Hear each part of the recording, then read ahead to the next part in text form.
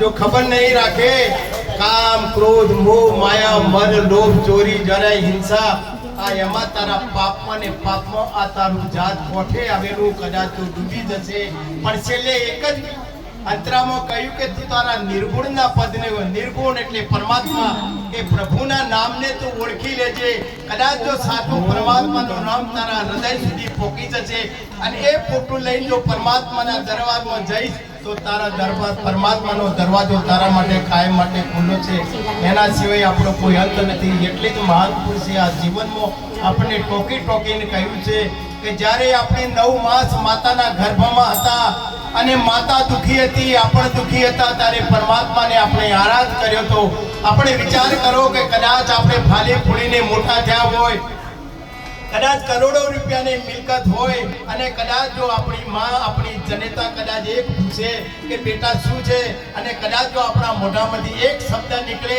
કે ભાઈ બેસ તને ખબર ન પડે અરે ભાઈ જો એ જનેતાને ખબર ના પડી હોત તો 9મા માસે આ પૃથ્વી પર આપણું અવતરણ થવાનું હતું એ વખત એને બેસવામાં ઉઠવામાં ખાવા પીવામાં જે તારું જતન કર્યું છે અને એમાં જો કદાચ કમી રાખી હોત તો આ શરીર આપણે પરિપૂર્ણ થાય એમાં ખોડ ખોપણ વાળું હોત એટલે જે છે ને મોટો મોટો આધાર છે એ માતા પિતાનો છે કહ્યું છે કે માત પિતાના ચરણોમાં ચારો ધામ હૈ आजा आजा ये मुक्ति का धाम है मात पिता के चरणों में चारों धाम है आजा आजा ये मुक्ति का धाम है એટલે માતા પિતાનો આ છે એટલે કહ્યું છે કે ભાઈ જ્યાં સુધી આપણું આ ભજન પરમાત્મા સુધી નહીં પહોંચે આ વૈભવનું એટલું બધું સુખ છે ને કે વૈભવના સુખમાંથી આપણને કદાચ આ પરમાત્માને આપણે ભૂલી જઈએ છીએ એટલે એનો એક નાનું દૃષ્ટાંત આપીને બીજું ભજન આપીને વિરામ કરું આપું કારણ વાણિયાના ઘરે એક દીકરાનો જન્મ થયો દીકરાનો તો જન્મ થયો, પણ 32-35 વર્ષની ઉંમરે એ પિતાની છત્રછાયા એના પરથી જતી રહી અને માતા 32 વર્ષની વયે જ્યારે વિધવા બની ત્યારે દીકરાને પાળી પોષીને મોટો કર્યો. પરમાત્માની દયાથી એટલો વૈભવનું સુખ હતું કે છોકરાને બીજી કંઈ કરવાની જરૂર નથી. પણ સાહેબ વિચાર કરો, એ દીકરાને એટલો જતન કરીને મોટો કરીને ભણાવી અને દીકરો જ્યારે એના ઘરે આવ્યો ત્યારે મા દીકરો બે બેઠા છે ત્યારે માએ એને એક વાત કરી કે બેટા, મારે તને એક વાત કરી છે કે બોલ માં, કે તારા બાપાની તો છત્રછાયા મારા ઉપરથી 32 વર્ષની ઉંમરે જતી રહી. તું નાનો હતો, મેં તને આટલે પાળી પોષીને મોટો કર્યો, પણ મારું એટલી જ ઈચ્છા છે કે તારા પિતાએ આટલું બધું ધન ભેગું કર્યું છે, એની તો કોઈ કમી નથી, પણ મારે તારા બાપાના નામે એક પરબ બંધાવી છે. દીકરો કે માં કબૂલ છે, પણ તે મને જે વચને બોધ્યો છે હું તને વચન આપું કે તું મને વચન આપ કે એ પરબે પાણી પાવા હું બેસીશ. ત્યારે માની આંખમાંથી બે આંખોમાંથી આખું આમ જરે છે કે ધન છે દીકરા, કે મેં તને જન્મ આપ્યો છે, ખરેખર તો મારું ધાવણ થાય અને મોટો થયો છે તે માતા પિતાના એક પોતાનું એક એટલું બધું તે એ કર્યું છે.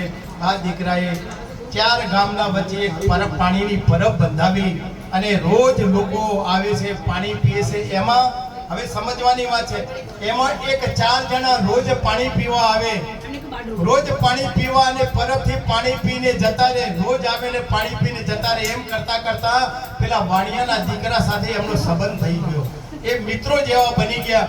ત્યારે એક દિવસ પેલા વાણિયાના દીકરાને એમ થયું કે આ 4 જણા રોજ મારી પરબે પાણી પીવા આવે છે કોણ?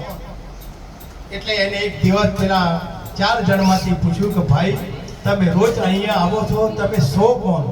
ત્યારે કહ્યું કે અમે એમના દૂત છીએ. આ પૃથ્વી પર અમે જે માણસનું પૂરું થયું હોય એને લેવા માટે આવ્યા છીએ. ત્યારે પેલા વાણિયાના દીકરાએ કહ્યું કે તમે જઈને કાલે એમના ચોપડામાં જઈને જોજો મારું મૃત્યુ ક્યારે છે.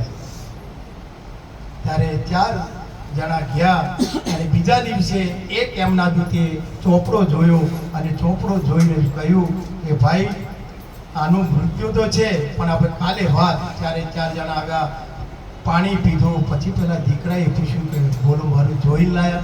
કે ભાઈ તારું મૃત્યુ છે, પણ તારા લગ્ન થશે અને પરણાની પહેલી રાતે તારી પત્નીનું જ્યારે મોઢું જોઈશ એ વખત તારું મૃત્યુ થશે. એટલે એને વિચાર કર્યો કે મારે લગ્ન કરવા નથી, અને જો લગ્ન કરીશ હું મરી જઈશ. મારા બાપા 32 વર્ષની ઉંમરે મારી માની છત્રછાયા જતી રહી અને કદાચ હું એક સહારો છું, કદાચ હું બી જતો રહીશ. આ મનોમન વિચાર કર્યો. આ નિત્ય કર્મ ચાલે છે, સમાજના કોઈ વડીલો આવ્યા, ગામના મોટા મોટા આવ્યા, ઘોડું સારું મજબૂત હતું અને બહુ વચન કરી એની માએ એને વચને બધે કે બેટા તારે લગ્ન તો કરવું જ પડશે. છોકરો મૂંઝાણો, કારણ કે એને ખબર છે કે લગ્ન કરીશ તો મારું મૃત્યુ છે.